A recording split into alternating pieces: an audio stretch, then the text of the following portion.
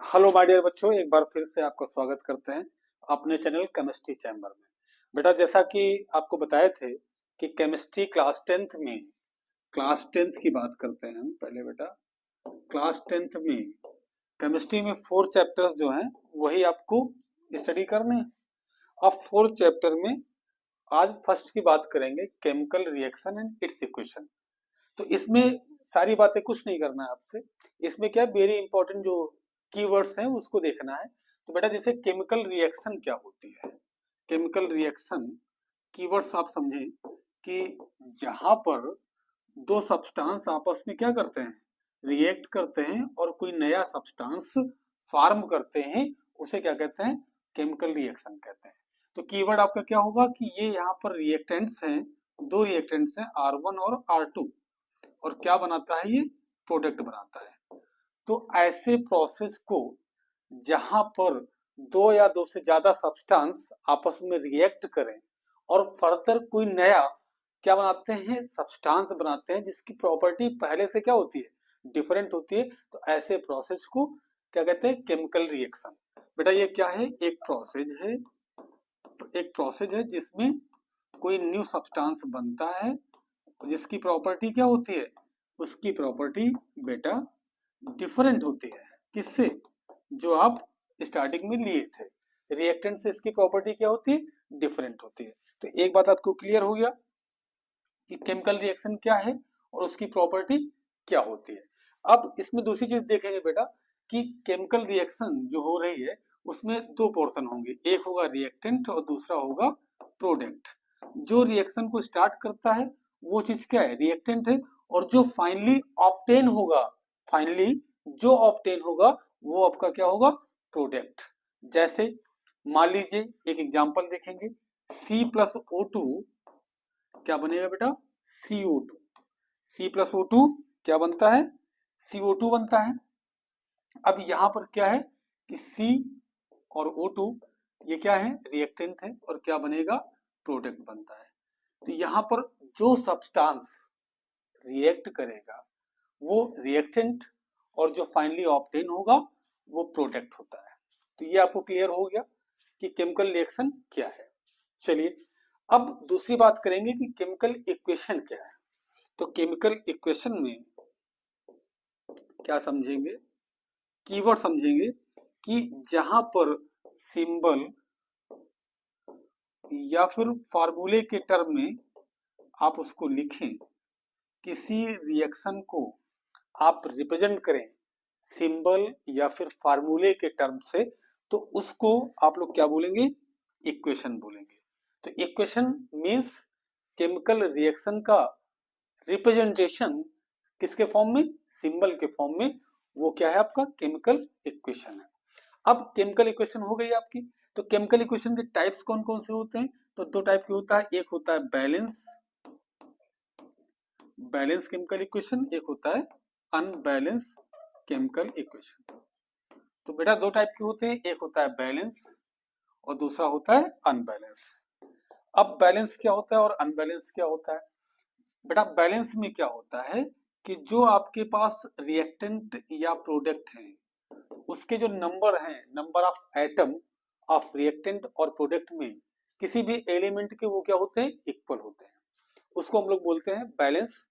और अनबैलेंस में क्या होता है, वो चीज इक्वल नहीं होती है। तो इसको हम लोग देखेंगे। तो हेडिंग क्या है, balance chemical equation, balance chemical equation. तो बैलेंस केमिकल इक्वेशन बेटा क्या होता है, देखते हैं। तो बैलेंस केमिकल इक्वेशन में क्या होता है कि जैसे सपोज एक रिएक्शन लिखते हैं C+O2 गिव्स CO2। तो देखिए बेटा यहाँ इधर रिएक्टेंट में क्या है, कार्बन है, इधर ऑक्सीजन है, इधर क्या है, कार्बन है और ऑक्सीजन है। इधर कार्बन कितने हैं आप नोट करें, 1 है। यहाँ ऑक्सीजन कितने हैं, 2 है। यहाँ कार्बन कितने हैं, 1 है, और ऑक्सीजन कितने हैं, 2। तो देखो यहाँ पर कार्बन क्या है आपका, देखो कार्बन 1 और यहाँ पर भी 1 है। ये कार्बन क्या हो गया आपका, सेम हो गया। तो कार्बन क्या हो गया, सेम हो गया। और ऑक्सीजन कितने हैं, यहाँ पे 2 है, और इधर भी कितने हैं, 2 है। तो ऑक्सीजन भी क्या हो गया बेटा, ऑक्सीजन भी सेम हो गया। Number of number of atoms of each element क्या होनी चाहिए, सिमिलर होने चाहिए, सेम होने चाहिए। तो जो एटम है बेटा वो क्या है, वो इक्वल अगर होंगे रिएक्टेंट एंड प्रोडक्ट साइड तो उसको हम लोग बोलते हैं बैलेंस केमिकल इक्वेशन। जैसे फॉर एग्जांपल देखेंगे, जैसे फॉर एग्जांपल एक हम लोग देखते हैं क्या, जैसे Mg plus O2 gives MgO।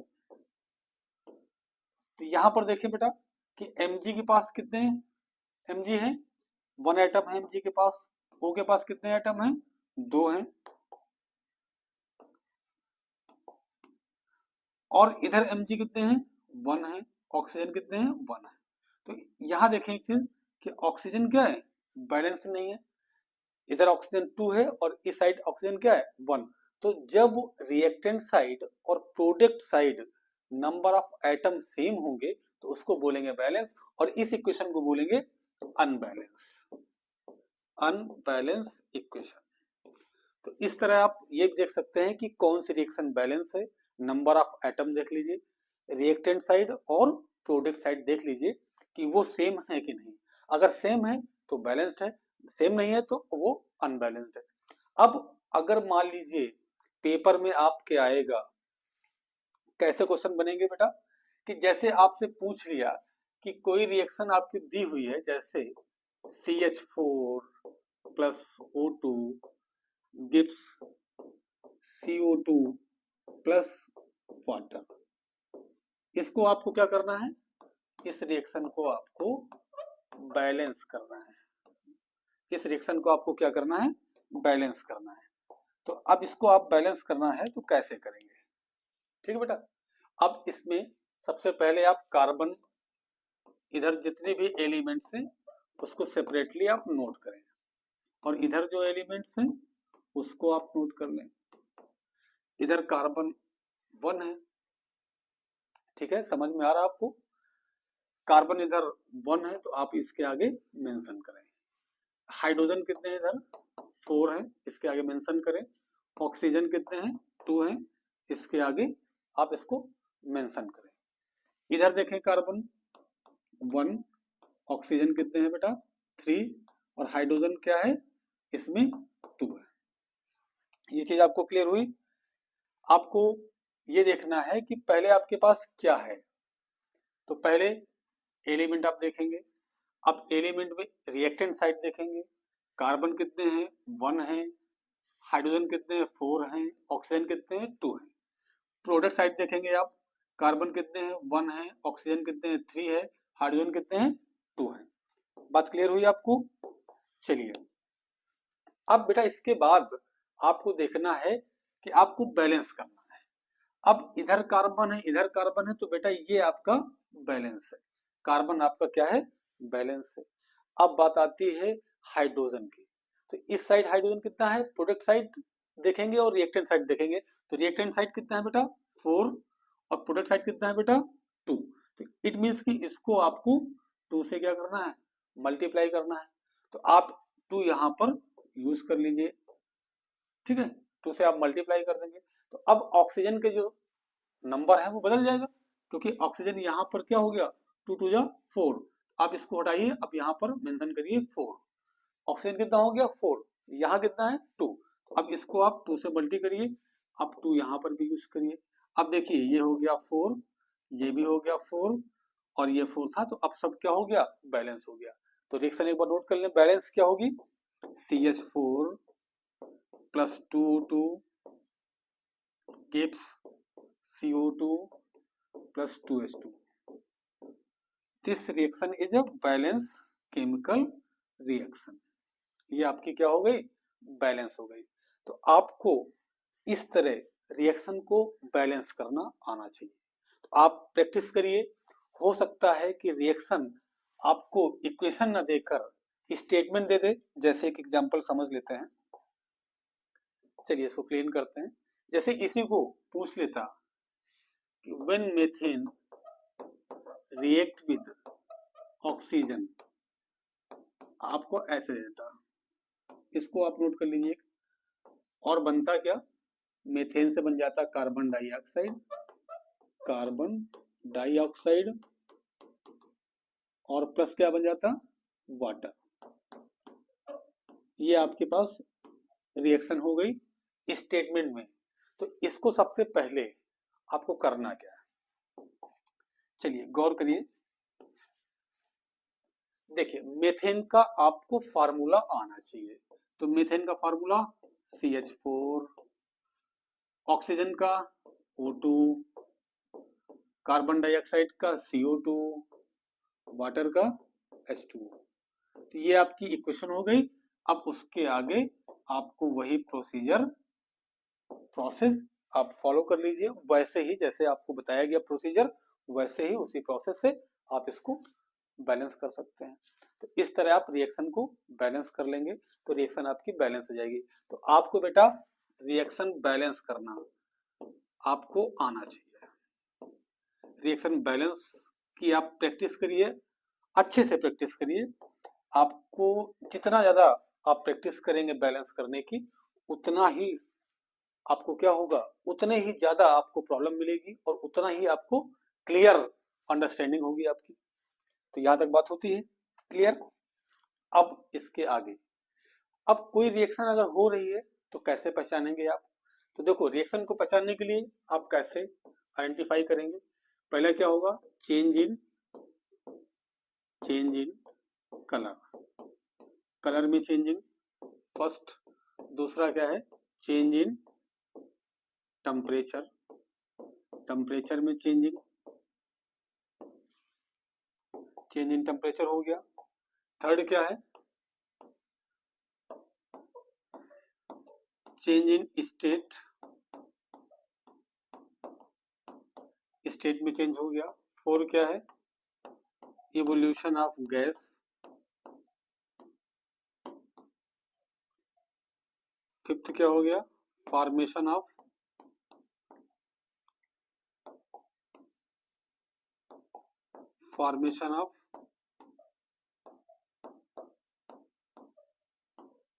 PPT, it means precipitate. इसको थोड़ा सा सही से लिख देते हैं, प्रेसिपिटेट।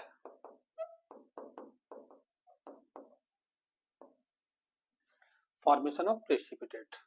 तो बेटा क्या है कि जैसे कोई रिएक्शन हो रही है तो रिएक्शन में कुछ फीचर्स आपको दिखेंगे। जैसे पहला फीचर क्या है, चेंज इन कलर, उसका कलर कैसे बदलेगा। पहला फीचर है कि अगर रिएक्शन आप करा रहे हैं तो उसमें कलर उसका चेंज हो जाएगा। जैसे मान लीजिए आप रिएक्शन कराते हैं FeSO4 की, आप या इसमें एक चीज करते हैं, आप CuSO4 लीजिए, CuSO4 प्लस Fe, इसका कलर कैसा होता है, ब्लू। कैसा कलर होगा, ब्लू। अब यहाँ पर जो Fe है वो कॉपर को क्या करेगा, डिस्प्लेस कर देगा। क्या बन जाएगा, Cu अलग हो गया और FeSO4 क्या हो जाएगा, Cu प्लस FeSO4। तो यहां पर क्या है कि जब आयरन की रिएक्शन कॉपर सल्फेट से कराते हैं, कॉपर सल्फेट ब्लू कलर का होता है, तो यहाँ पे बन जाएगा बेटा ग्रीन कलर का, आपका ग्रीन कलर का FeSO4। अब ये जो FeSO4 हुआ है, यहाँ कलर क्या हुआ, चेंज हुआ। तो इसे क्या है, इसको हम लोग समझ जाते हैं कि रिएक्शन हो रही है। जैसे टेम्परेचर बदलेगा, मान लीजिए हीट रिलीज हो रही है या हीट एब्जॉर्ब हो रही है। जैसे सपोज CaO को एक लाइन में वाटर मिक्स किया जाए बेटा, तो वाटर अगर क्विक लाइम में मिक्स किया जाएगा तो क्या बनेगा, CaOH two the whole twice. अब देखिए ये कैसा होता है, सॉलिड, ये कैसा होगा, लिक्विड। तो अब यहाँ क्या है, सॉलिड से किसमें कन्वर्ट हो गया, लिक्विड में। तो यहाँ पर रिएक्शन हो रही है, ऐसा आप कह सकते हैं। इवोल्यूशन ऑफ गैस मीन्स क्या बेटा, इसका इसका मतलब यह है कि रिलीज होना। क्या मतलब है? इसका मतलब है रिलीज होना। इसको यहां लिखते हैं।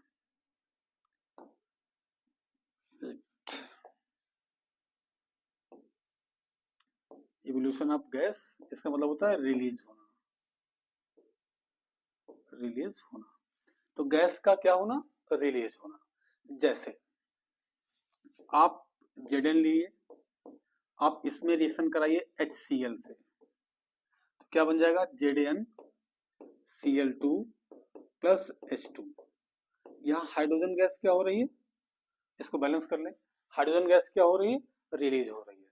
तो यहाँ पर ये देखिए, ये जो गैस रिलीज हो रही है हाइड्रोजन गैस, तो यहाँ पर गैस का इवोल्यूशन हो रहा है। इट मीन्स की रिएक्शन टेक्स प्लेस हो रही है। बात क्लियर है? चलिए अब बात करते हैं हम लोग फॉर्मेशन ऑफ प्रेसिपिटेट की। तो फॉर्मेशन ऑफ प्रेसिपिटेट कैसे होगा? तो बेटा फॉर्मेशन ऑफ प्रेसिपिटेट कैसे करेंगे हम लोग? देखिए जैसे रिएक्शन एक लिया जाए BaCl2 बेरियम क्लोराइड, नाम आप नोट कर लें, बेरियम क्लोराइड, बेरियम क्लोराइड, और रिएक्शन कराइए सोडियम सल्फेट से। देखिए बेरियम क्लोराइड की रिएक्शन जब कराएंगे सोडियम सल्फेट से, तो ये यहां पर ये देखिए Na और Cl क्या बनाएगा? NaCl बना देगा। और Ba और SO4, BaSO4 बनाएगा, जो कैसा होगा? व्हाइट कलर का। तो यहाँ क्या बन जाएगा? व्हाइट कलर का BaSO4 फॉर्म हो गया। तो यहाँ पे ये चीज क्या है? ये प्रेसिपिटेट है। क्या है? प्रेसिपिटेट है। जैसे सपोज ये टेस्ट ट्यूब हो गया, आपके टेस्ट ट्यूब हो गया।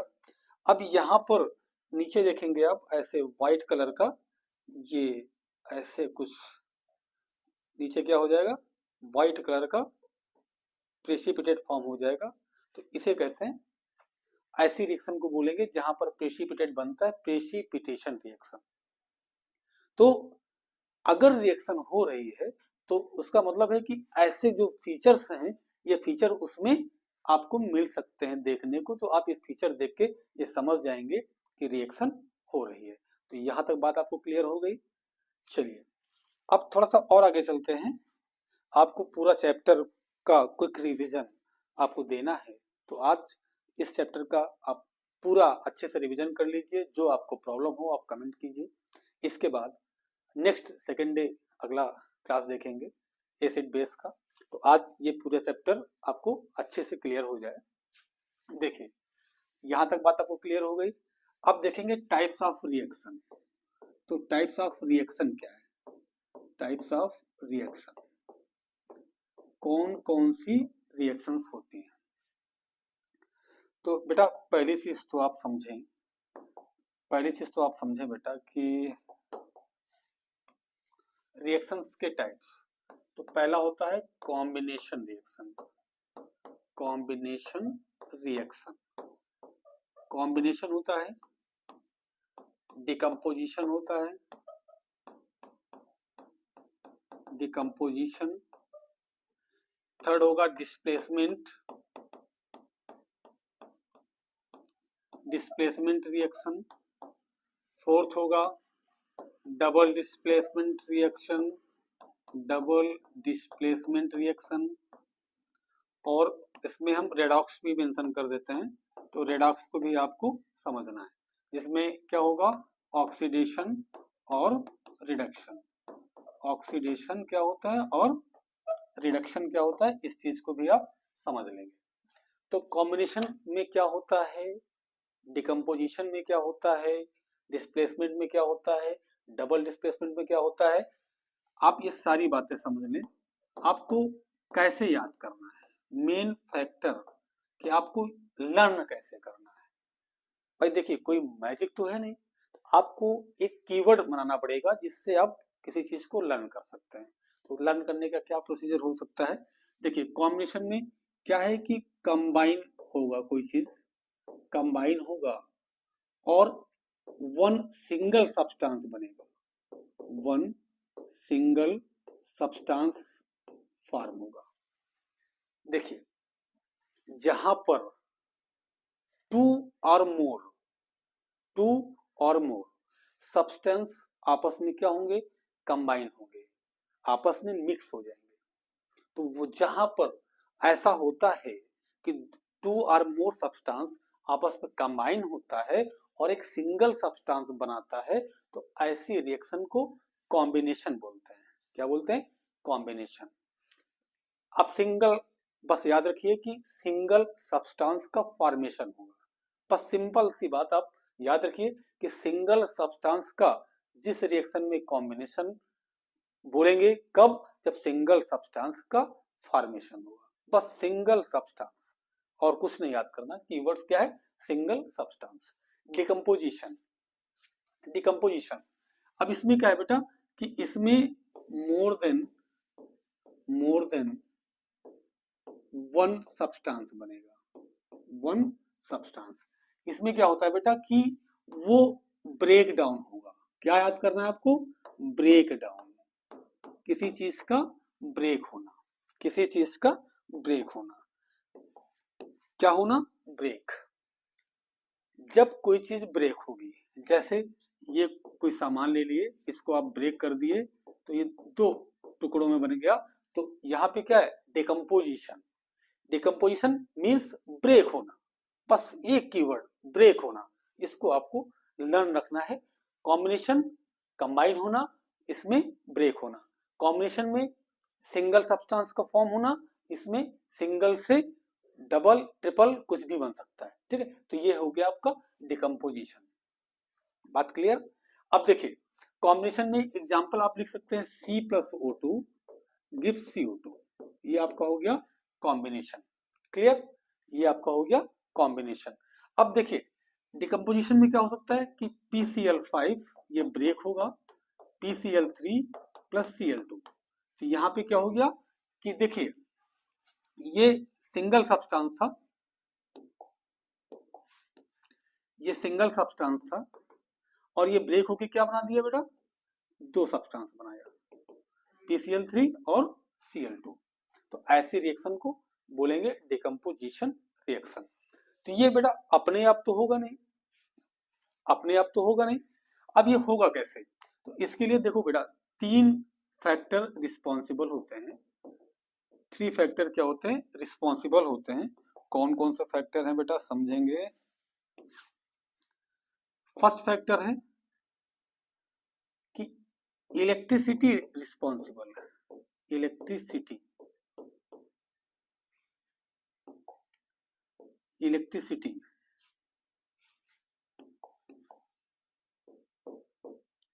इलेक्ट्रिसिटी। दूसरा बेटा फैक्टर क्या है? दूसरा फैक्टर है फोटो, यह लिख देते हैं यहां सनलाइट, सनलाइट। और थर्ड फैक्टर क्या है बेटा? थर्ड फैक्टर इसमें होगा सनलाइट। हो गया, पहला हो गया इलेक्ट्रिसिटी, दूसरा हो गया सनलाइट, और तीसरा हो गया इसमें heat. Heat. There are three factor are responsible for decomposition reaction. क्या है? Electricity, sunlight and heat. अगर करंट देंगे तो सिंगल सब्सटेंस ब्रेक डाउन हो जाएगा टू और मोर सब्सटेंस में, या फिर सनलाइट देंगे तो ब्रेक डाउन हो जाएगा, या फिर हीट देंगे। तो अब यहाँ पर देखेंगे कि कैसे ये सब प्रोसेस होते हैं, तो इसको क्लीन कर देते हैं। देखिए, जैसे अगर हीट देने से कैसे ब्रेक होता है और इसका नाम क्या है? ऐसा डिकम्पोजिशन जहां पर हीट की प्रेजेंस में रिएक्शन हो, उसका नाम क्या है? उसको हम लोग क्या बोलते हैं? तो हीट की प्रेजेंस में होगा अगर, तो इसका नेम होगा thermal decomposition. Thermal decomposition. Thermal decomposition एक ऐसा प्रोसेस होता है जहां पर हीट की प्रेजेंस में रिएक्शन कराई जाती है। हीट की प्रेजेंस में रिएक्शन जहां पर कराई जाती है वो है थर्मल डिकम्पोजिशन प्रोसेस। क्लियर? तो जैसे हीट कहाँ देंगे आप, जैसे कैल्शियम कार्बोनेट, कैल्शियम कार्बोनेट आप इसको हीट देंगे, सिंबल लगाएंगे तो ये ब्रेक डाउन हो जाएगा कैल्शियम ऑक्साइड प्लस CO2। देखिए सिंगल सब्सटेंस था, ब्रेक हो गया टू सब्सटेंस में, तो इसको क्या बोलेंगे आप, थर्मल डिकम्पोजिशन। क्लियर? दूसरा, अब आप दे दीजिए सनलाइट, सनलाइट आप दीजिए तो सनलाइट की प्रेजेंस में कैसे होगा बेटा रिएक्शन। देखिए सनलाइट, इसका नेम क्या होगा, इसको बोलेंगे आप photolytic decomposition reaction, photolytic decomposition reaction. इसमें बेटा क्या होता है सनलाइट की प्रेजेंस में, जैसे मान लीजिए कोई रिएक्शन है वो सनलाइट की प्रेजेंस में कैसे होगी देखेंगे हम लोग। तो सनलाइट की प्रेजेंस में जैसे AgCl, इसको आप क्या कर दें, AgCl को आप AgCl सनलाइट दीजिए आप, तो AgCl क्या है, यहां पर ब्रेक हो जाएगा Ag प्लस Cl2। अब इसको आप बैलेंस कर लें तो 2Ag प्लस Cl2। यहां कुछ समझने वाला कॉन्सेप्ट आप समझेंगे। क्या समझने वाला कॉन्सेप्ट है, तो यहां समझने वाला कॉन्सेप्ट क्या है, देखिए बेटा ये पहले क्या होगा, व्हाइट कलर का, किस कलर का होगा, व्हाइट। आफ्टर डिकम्पोजिशन कैसा हो जाता है, ग्रे कलर का। आफ्टर डिकम्पोजिशन कैसा हो जाएगा, ग्रे कलर का हो जाएगा। तो यहाँ पर फोटोलाइटिक डिकम्पोजिशन हो रहा है और AgCl जो है, सिल्वर क्लोराइड जो है वो ब्रेक होता है 2Ag प्लस Cl2 में। तो ऐसा एक एक्टिविटी भी है आपकी केमिस्ट्री में कि वहां पर इसको सिल्वर क्लोराइड को हम लोग रखते हैं सनलाइट की प्रेजेंस में, तो वो उसका जो कलर है व्हाइट से कैसा हो जाता है, ग्रे हो जाता है। तो ऐसे प्रोसेस को हम लोग बोलते हैं फोटोलाइटिक डिकम्पोजिशन। अब बात आती है नेक्स्ट, थर्ड क्या है, ये फर्स्ट हो गया, ये सेकंड हो गया, थर्ड हो गया। थर्ड क्या होता है बेटा, थर्ड होता है हीट हो गया, सनलाइट हो गया, इलेक्ट्रिसिटी, इलेक्ट्रिसिटी जिसको हम लोग बोलते हैं क्या, electrolytic, electrolytic decomposition reaction. Electrolytic decomposition reaction क्या बोलता है, इलेक्ट्रोलाइटिक डिकम्पोजिशन रिएक्शन बबुआ ये बोलता है कि जब कोई रिएक्शन करंट की प्रेजेंस में कराई जाए और वो क्या बना दे, ब्रेक होके दो सब्सटेंस बना दे, तो ऐसे रिएक्शन को हम लोग बोलते हैं इलेक्ट्रोलाइटिक डिकम्पोजिशन रिएक्शन। बात क्लियर हुई कि क्या है, कि दो सब्सटेंस हैं फॉर्म हो रहे हैं, किससे, सिंगल सब्सटेंस से, जब क्या करते हैं, करंट पास करते हैं। जैसे एग्जांपल क्या है, H2O, इलेक्ट्रिसिटी देंगे हम, इलेक्ट्रिक करंट देंगे और H2O जो है वो ब्रेक हो जाएगा H2 प्लस O2 में। अब इसको बैलेंस कर लीजिए आप, यहाँ हाफ O2 का यूज कर लीजिए। तो that is thermal decomposition, photolytic decomposition और इलेक्ट्रोलाइटिक डिकम्पोजिशन। तो ये बात क्लियर हो गई कि जो डिकम्पोजिशन होता है वो 3 टाइप का होता है। पहला टाइप क्या है, बहुत सिंपल सी बात है, फर्स्ट टाइप क्या है कि जहां पर हीट की प्रेजेंस में होता है उसको हम लोग बोलते हैं थर्मल डिकम्पोजिशन, जहां सनलाइट की प्रेजेंस में होता है उसको बोलते हैं फोटोलाइटिक डिकम्पोजिशन, और जहां इलेक्ट्रिसिटी की प्रेजेंस में होता है उसको बोलते हैं इलेक्ट्रोलाइटिक डिकम्पोजिशन रिएक्शन। और इसके बेटा आपको दो दो एग्जाम्पल याद रखना है, डेफिनेशन याद रखनी है, एग्जाम्पल याद रखने हैं। पेपर में इसकी डेफिनेशन पूछ सकता है, एग्जाम्पल भी पूछ सकता है, तो ये चीज आप याद रखेंगे माइंड में, इसको आपको अच्छे से आना चाहिए ताकि आप पेपर में लिख पाए। चलिए यहां तक आपको क्लियर हो गया, यस और नो, यस, यहां तक आपको क्लियर हो गया। अब इसके आगे थोड़ा सा डिस्कस करेंगे डिस्प्लेसमेंट रिएक्शन। तो नेक्स्ट क्या हेडिंग हुई, डिस्प्लेसमेंट,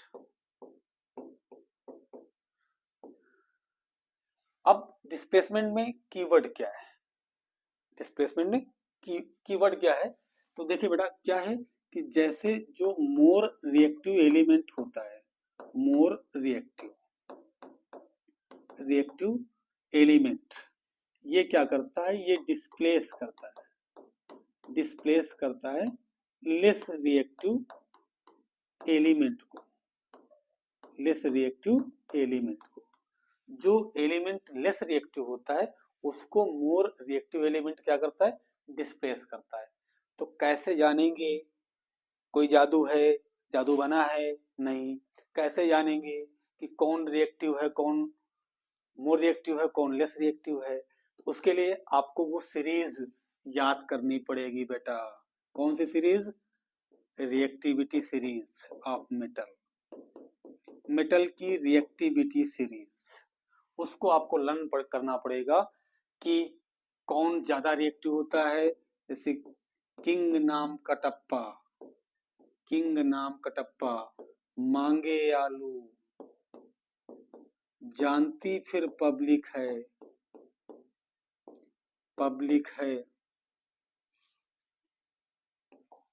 इसको हटा देते हैं यहां से, पब्लिक है,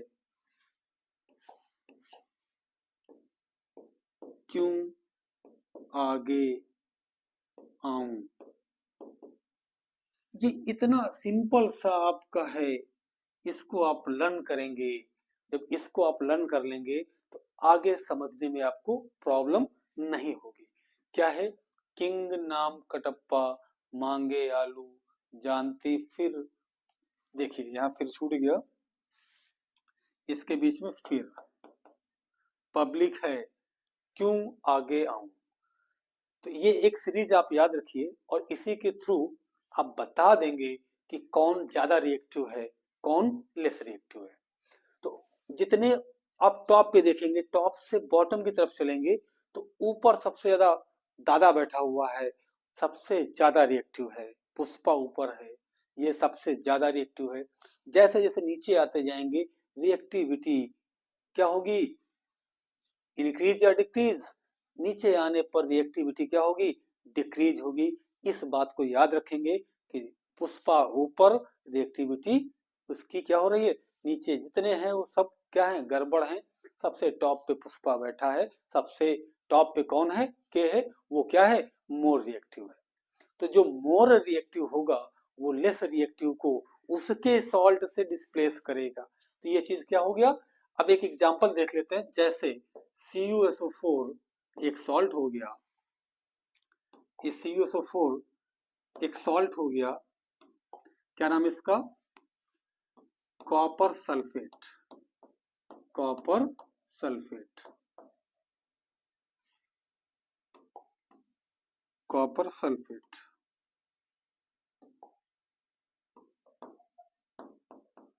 कॉपर सल्फेट। अब ये आ गया Fe, क्या करेगा ये, Fe इसको डिस्प्लेस करेगा कॉपर को, और क्या बन जाएगा, FeSO4। अब आप सर्च करें, पहले तो आप बेटा सर्च करेंगे कि कॉपर और Fe में पुष्पा कौन है। कॉपर ये हो गया मेटल और ये क्या है, Fe मेटल है, इनमें से पुष्पा कौन है। तो अब यहां देखें आप, Fe ये हो गया और कॉपर नीचे हो गया, तो इसमें Fe जो है वो मोर रिएक्टिव है देन कॉपर, Fe जो है वो मोर रिएक्टिव है देन कॉपर। तो Fe कॉपर को क्या करेगा, डिस्प्लेस करेगा और अपना सॉल्ट बनाएगा, अपना सल्फेट बनाएगा और कॉपर को बाहर कर देगा, मार के भगा दिया उसको कॉपर को। क्यों, क्योंकि खुद मोर रिएक्टिव है। बात क्लियर, गद्दी पे खुद बैठेगा। चलिए ये क्लियर हो गया आपको। अब बात करेंगे डबल डिस्प्लेसमेंट रिएक्शन की, डबल डिस्प्लेसमेंट रिएक्शन की।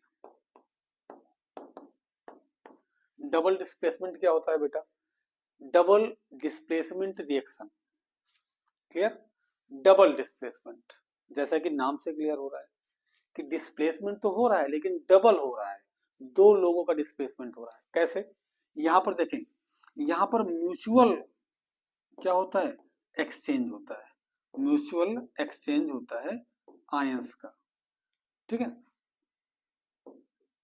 जैसे लिखा हुआ है A B plus C D, A B plus C D, और क्या बन जाएगा A C plus B D. अब देखिए यहाँ पर ए मेटल हो गया, सी क्या हो गया मेटल हो गया, ए और सी क्या हो गया मेटल हो गया। एक मिनट इसको हटा देते हैं यहाँ से, इसको फिर से लिखते हैं। चलिए क्या लिखेंगे, ए सी प्लस बी डी, ए सी प्लस बी डी क्या बन जाएगा। देखिए पहले यहाँ ये क्या हो गया, ए और बी क्या है बेटा, ए और बी मेटल है, मेटल।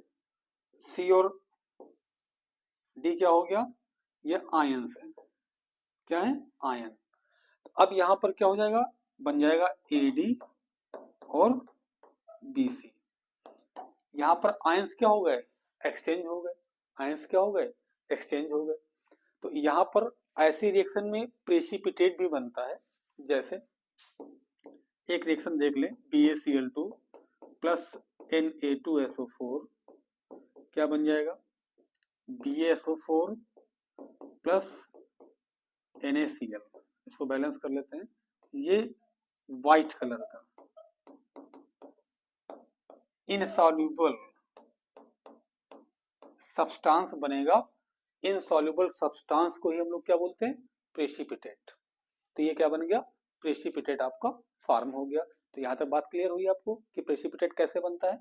प्रेसिपिटेट वो सब्सटेंस होता है जो इनसॉल्युबल हो, clear. Insoluble substance is known as a precipitate. बात क्लियर। चलिए तो यहाँ तक बात आपको समझ में आ गई। अब इसके आगे दो चीज और समझ लेते हैं कि एक्सोथर्मिक रिएक्शन क्या है। एक्सोथर्मिक रिएक्शन, चलिए बाय हेडिंग देखेंगे एक्सोथर्मिक रिएक्शन, और एक समझ लेते हैं एंडोथर्मिक, एंडोथर्मिक रिएक्शन। एक्सोथर्मिक क्या है बेटा और एंडोथर्मिक क्या है, क्लियर। चलिए तो एक्सोथर्मिक में क्या होता है कि ऐसी रिएक्शन जहां पर हीट क्या होती है, हीट जहां पर रिलीज होती है, क्या होती है रिलीज, और जहां पर हीट क्या होती है बेटा एब्जॉर्ब होती है। छात्र जी जहां पर हीट रिलीज हो उसको बोलते हैं एक्सोथर्मिक, और जहां पर हीट एब्जॉर्ब हो उसको बोलते हैं एंडोथर्मिक। तो छात्र जी बात समझ में आ रही है आपको कि हीट जहां पर रिलीज होगी दैट इज एक्सोथर्मिक, और जहां पर हीट एब्जॉर्ब होती है रिएक्शन में वो क्या है एंडोथर्मिक है। जैसे एग्जांपल क्या है CaCO3, इसको आप हीट देंगे, हीट इसको देंगे, ये हीट लेगा, हीट लेने के बाद डिकम्पोज हो जाएगा CaO प्लस CO2, डिकम्पोज हो गया। और ये बेटा क्या होगा एक्सोथर्मिक जो है इसमें हीट रिलीज होती है, जैसे CaO plus CaO plus water, तो CaOH two the whole twice, और यहाँ हीट क्या हो रही है रिलीज हो रही है। तो यहाँ पर हीट रिलीज होगी। तो ऐसे प्रोसेस में जहां पर हीट रिलीज होती है उसको बोलते हैं एक्सोथर्मिक, और जहां पर हीट एब्जॉर्ब होती है उसको बोलते हैं एंडोथर्मिक। बात clear. Heat absorb endo, heat release exo, clear. और जितनी भी थर्मल डिकम्पोजिशन रिएक्शन होती है वो सब क्या है एंडोथर्मिक रिएक्शन है। वहां पर हीट एब्जॉर्ब होने के बाद ही रिएक्शंस होती है, इसलिए उनको हम लोग बोलेंगे एंडोथर्मिक रिएक्शन। बात क्लियर। चलिए यहां तक आप समझ गए, नो प्रॉब्लम। चलिए अब इसके बाद हम लोग थोड़ा सी बात करते हैं, आगे चलते हैं। अब डिस्कस करते हैं रेडॉक्स के बारे में। रेडॉक्स क्या है, और उसके बाद क्रोजन है, उसके बाद क्या है, रेंसिडिटी है। तो बात करते हैं रेडॉक्स के बारे में। तो रेडॉक्स क्या है, बहुत सिंपल से देखेंगे आप, क्योंकि समय बहुत है नहीं, आपका पेपर भी है, तो पेपर के हिसाब से आप रिवीजन कर लीजिए। रेडॉक्स क्या है, रेड मीन्स होता है रिडक्शन, रिडक्शन, और ऑक्स मीन्स होता है ऑक्सीडेशन, ऑक्सीडेशन। रेड मीन्स होता है रिडक्शन और ऑक्स मीन्स होता है ऑक्सीडेशन। तो दो बातें यहाँ क्लियर करेंगे हम लोग, एक क्या रिडक्शन क्या होता है और ऑक्सीडेशन क्या होता है। छोटी सी बात समझ लेंगे यहाँ जल्दी से।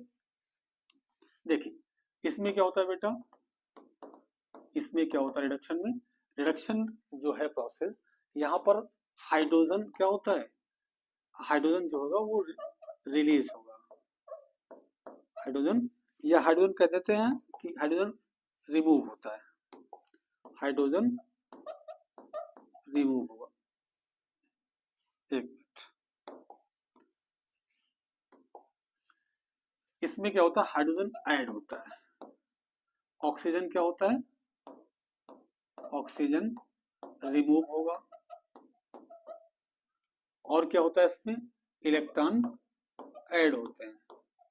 ये आप याद रखिए कि हाइड्रोजन जहां पे क्या हो, हाइड्रोजन जहां पे ऐड होते हैं, ऑक्सीजन जहां पे रिमूव होता है, इलेक्ट्रॉन जहां पर ऐड होते हैं, ऐसे प्रोसेस को वो क्या बोलते हैं, रेडॉक्स। और इसमें क्या होता है, हाइड्रोजन जहां पर क्या होता है, रिमूव होता है, हाइड्रोजन क्या होगा, रिमूव, ऑक्सीजन क्या होगा, ऐड होगा, ठीक है, इलेक्ट्रॉन क्या होगा, इलेक्ट्रॉन लॉस होते हैं। तो इलेक्ट्रॉन जहां पर लूज होगा वो प्रोसेस क्या है, ऑक्सीडेशन है, जहां पर ऑक्सीजन ऐड होगा वो प्रोसेस क्या है, ऑक्सीडेशन है, हाइड्रोजन जहां पे रिमूव होगा वो प्रोसेस क्या है, वो प्रोसेस ऑक्सीडेशन है। इसका जस्ट उल्टा रिडक्शन है। क्लियर। अब जैसे एक रिएक्शन लिख दिया जाए, ZnO plus C gives, ZnO से O रिप्लेस हो जाएगा, यहां से O हटा दीजिए, Zn, इसको थोड़ा सही कर देते हैं, चलिए फिर से लिखते हैं, Zn प्लस CO, ये बन जाएगा आपका। तो देखें यहां पर ZnO से क्या बन गया, Zn, और C से क्या बन गया, CO। ZnO से क्या बन गया, Zn, और C से क्या बन गया, CO। तो इन दिस प्रोसेस ZnO, इसको आप नोट करें पहले, ZnO क्या है, ZnO ऑक्सीजन क्या करता है, ऑक्सीजन रिमूव करेगा, यानी कि ऑक्सीजन को क्या करता है, ऑक्सीजन को ये रिलीज करता है, ठीक है, रिलीज कर रहा है। और कार्बन क्या है, इसको भी आप नोट करें, इसको एक्चुअली ठीक है, कार्बन क्या करता है, ऑक्सीजन को ऐड करता है, अपने साथ क्या कर लिया, जोड़ लिया। तो अब ये दो जो सब्सटेंस हैं, ZnO और कार्बन, इसको अभी हम बताते हैं कि सब्सटेंस को बोलेंगे क्या। अब देखिए यहाँ पे समझ लीजिए कि ZnO ऑक्सीजन को रिमूव किया, Zn बन गया, C ऐड किया, CO बन गया। तो अब जो ये वाला प्रोसेस है,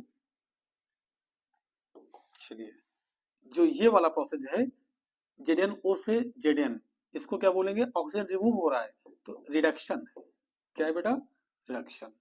और कार्बन से क्या बनना, कार्बन से CO बनना क्या है, ऑक्सीडेशन हो गया। तो कार्बन का क्या हो रहा है, ऑक्सीडेशन हो रहा है, और ZnO का क्या हो रहा है, रिडक्शन हो रहा है। तो अब यहाँ एक छोटी सी बात समझ लेंगे आप, थोड़ी सी छोटी सी बात, क्या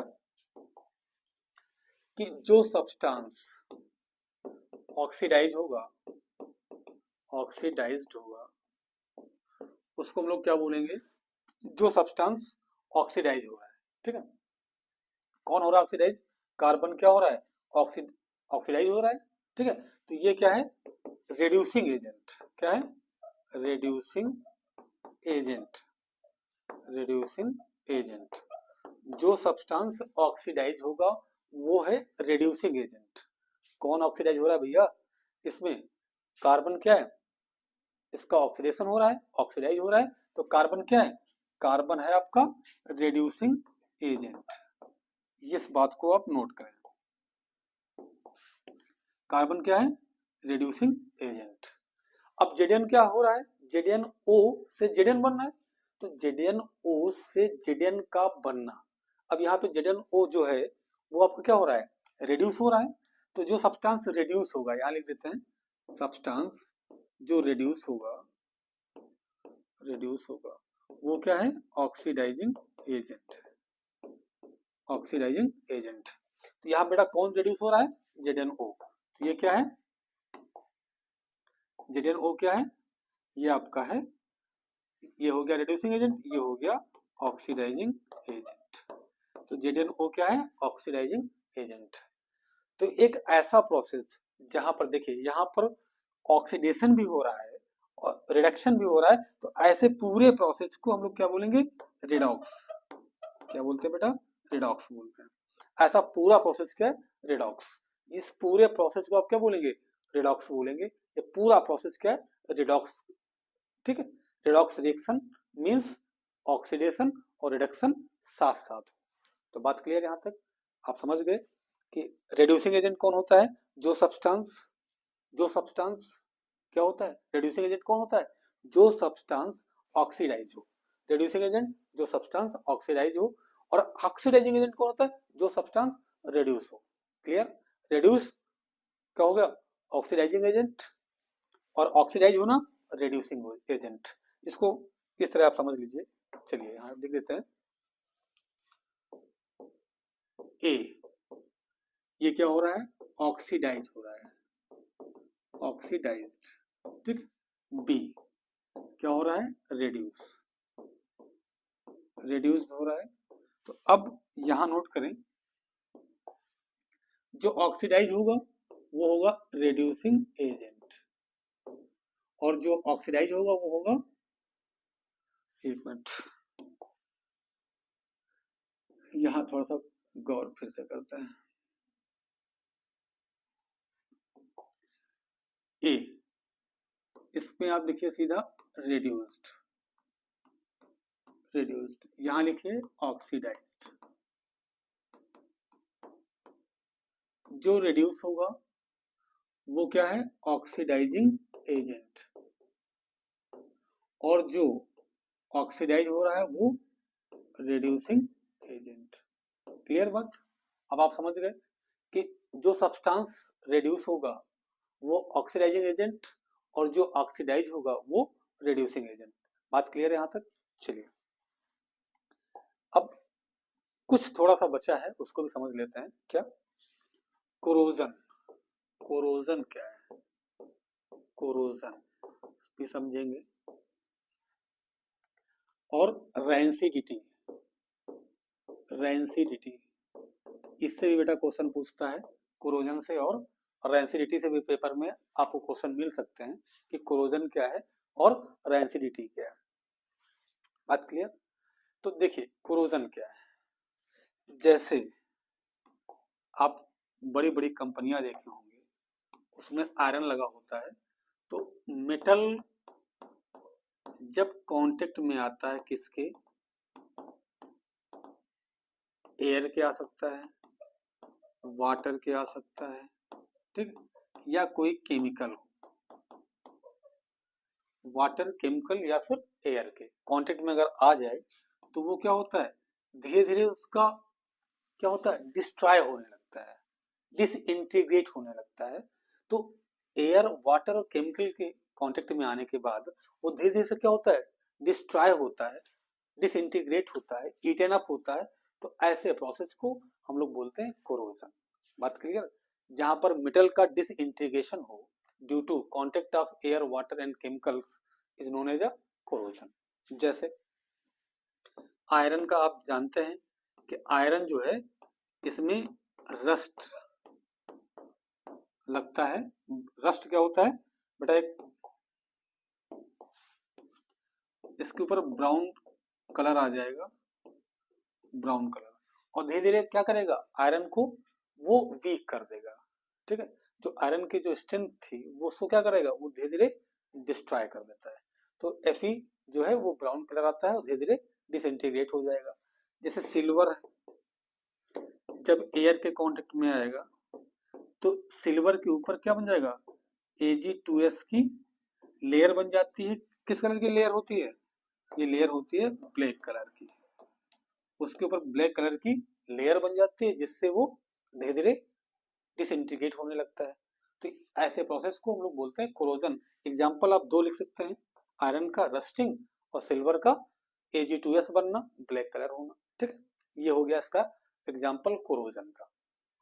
अब कैसे प्रिवेंट कर सकते हैं, इसको प्रिवेंशन करना है तो आप क्या कर सकते हैं, उसके ऊपर पेंट कर दीजिए या पॉलिश कर दीजिए, या उसके ऊपर जिंक की जेडीएन की आप उसके ऊपर लेयर चढ़ा दीजिए, ठीक है।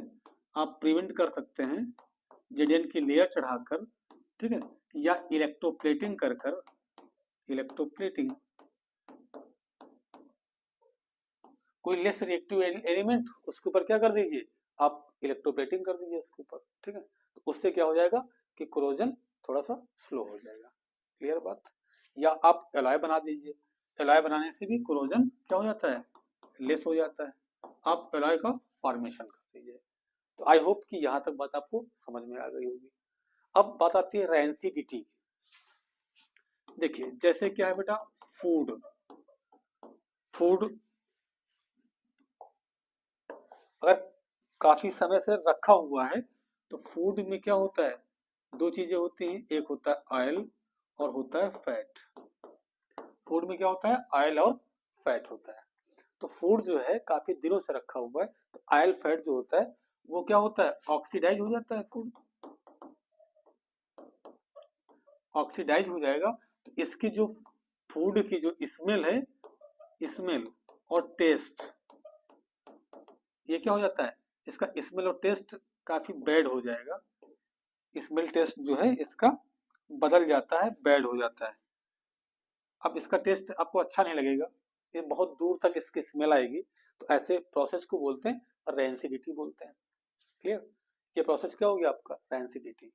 Rancidity is a process by which food through oxidation become rancid. जब उसमें ऑक्सीडेशन होता है तो वो रैंसिड हो जाता है। तो ऐसे प्रोसेस को आप लोग बोलते हैं रैंसिडिटी। क्लियर। चलिए, रैंसिडिटी तो आपका हो गया। अब इसको प्रिवेंट कैसे करते हैं। आपको अगर कोई पूछ ले आपसे, पेपर में अगर आ जाए कि प्रिवेंशन ऑफ रैंसिडिटी, तो कैसे प्रिवेंट करेंगे आप रैंसिडिटी को।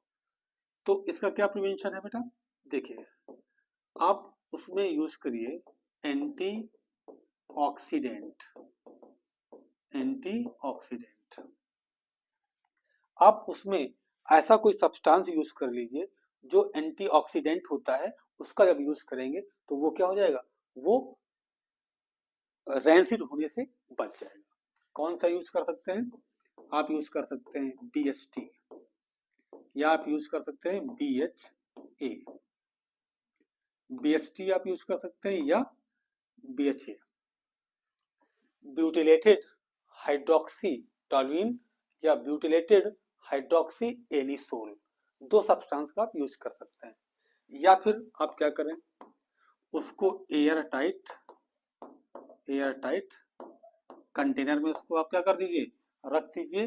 तो आपका फूड क्या रहेगा, प्रिजर्व रहेगा, खराब नहीं होगा। आप खा सकते हैं, एक दिन बाद भी खा सकते हैं। लेकिन अगर आपके घर में फ्रिज है तो आप क्या करें, उसको रेफ्रिजरेशन कर दीजिए। आप उसको फ्रिज में लो टेम्परेचर पर आप उसको रख दीजिए, तब भी वो क्या नहीं होगा, वो रैंसिड नहीं होगा, वो सुरक्षित रहेगा।